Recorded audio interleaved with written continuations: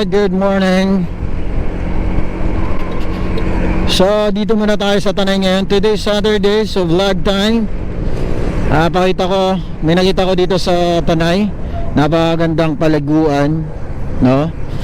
Ang tawag sa kanya ay Daraitan. So tara, let's go. Samahan nyo ako sa aking vlogging time, nature trip. So syempre ngayon lang tayo bumalik dito since nagkaroon ng problema dito sa Marilacay, no?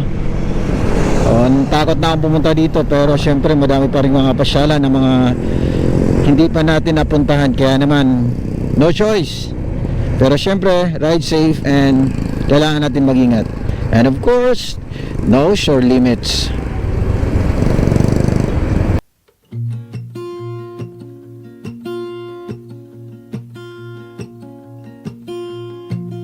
There's a lot of colors, I don't know where to go.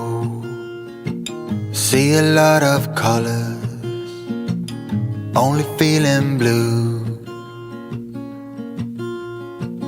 There's a lot of colors, lost within a haze.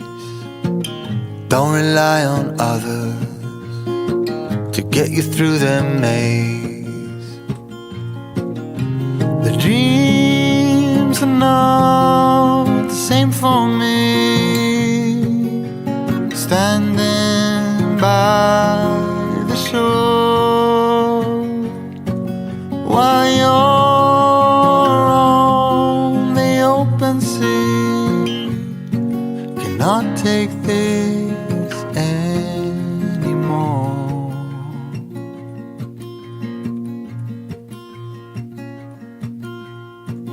There are a lot of voices drowning in the sea. There's too many voices. Alright, tuloy tayo. Next stop lang ako para bumili ng onting makakain natin sa Daraitan. Medyo dito sa lugar na to ay maulan ngayon. Sabi So kung napapansin nyo, may marami talagang pumapasyal dito sa Daraitan River. Medyo malayo-layo pa from here, no? Sa 2 minutes pa yata. Pero sobrang sulit naman at napakaganda naman yung kalsada nila dito, oh. Kita nyo naman, bagong pintura. Talagang pinaganda yata talaga to. Wala ba, pag galing sa taas ay pababa, di ba? Pababa, syempre galing sa taas tayo. ang masama dito, maulan. Basa. At syempre mag-ingat tayo, lalo na kung madulas yung ating mga gulong. Huwag kang overtake nang hindi mo sigurado. Wow, lakas ng ulan.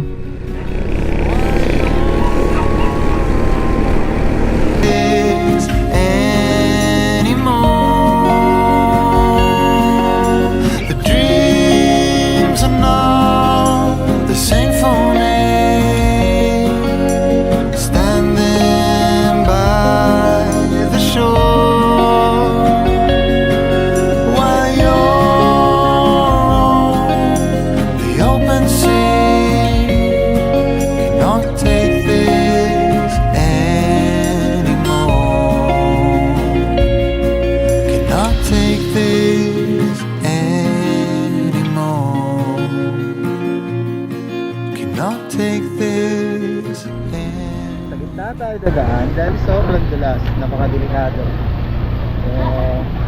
Kita nyo naman sobrang daming tao dito. Sa gitna tayo dumaan. Madulas mare, kaya kailangan sa gitna tayo dumaan. Wrong timing kasi, maulan eh. I'm here now in Daraitan River dito sa Tanay Rizal. Grabe, sobrang daming tao dito. At delikado yung tulay kasi maputik. So kailangan natin dumaan sa gitna ng pagitan ng. So right now ay nagmamasid tayo kung saan tayo pwedeng pumuesto. Dahil sabi nga ni ate ay bawal yung maglagay ka lang ng lamesa side the river. Kaya naman gagawin ko na lang makikarenta or hingi ako ng konting budget leave kay ate. Nice niya yan din. Alright, tara. Saglit lang tayo dito. Time check, it's... Anong oras na ba? 10:50 in the morning. Today is Saturday, so shoutout sa inyo lahat. Good morning once again, and ingat tayo dahil nga ngayong araw ay medyo maulan. Kita natin.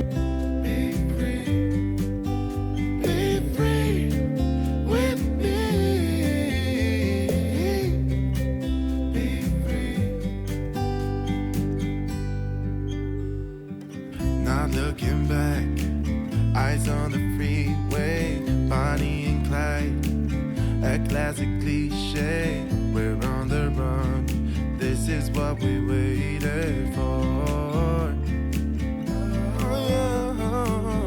Take my hand, we'll make it somehow. We can't miss out. I'm done living life with the lights out, die with my own doubts. Be free with me. Be free. Be free with me. Be free.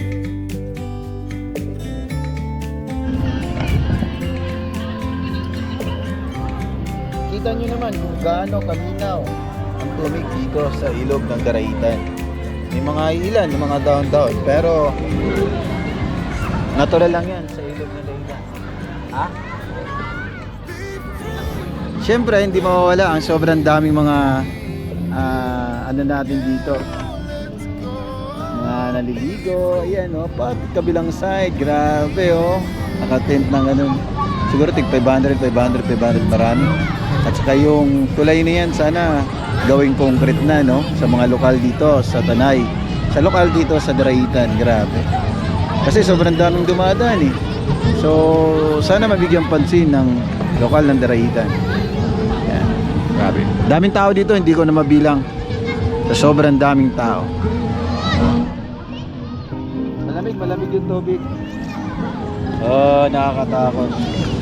Siyempre, hindi tayo marunong lumangoy, kaya naman dito lang tayo sa mababang bahagi ng ilog ng Daraitan. Ikot pa sana tayo, kaya lang sobrang layo naman ng iba. Ang puntahan sana natin yon, ang kaya lang para malayo. Kaya sayang kung may drone sana tayo eh, kahit malayo na puntahan sana natin. Pero okay lang yan, better luck next time. Napakaganda dito mga boss. Kaya naman sa mga hindi pa nakapunta na dito, comment na lang kayo down below. Sa mga hindi pa, search nila Daraitan River dito sa Tanay.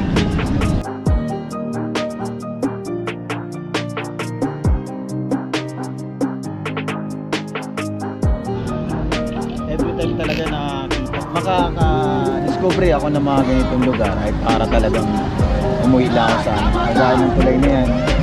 Eh, may tulay kaming ganyan sa amin sa probinsya eh, sa Kipit na bago sa Pangasinan del Norte. Siguro ngayon okay na, pero almost 20 years na ako, parang 20 years hindi na ako nakakauwi sa amin. So nakakamiss, nami-miss ko rin talaga ang buhay probinsya sa amin. Kaya every time na nagpunta ako sa mga ganitong nature ay talagang maalala ko yung kung saan kami lumaki, kung saan ako nanggaling, di ba? Hopefully one day makapuntahan din natin yung bayan. Search nyo lang Daraitan River dito sa Tanay. Let's go!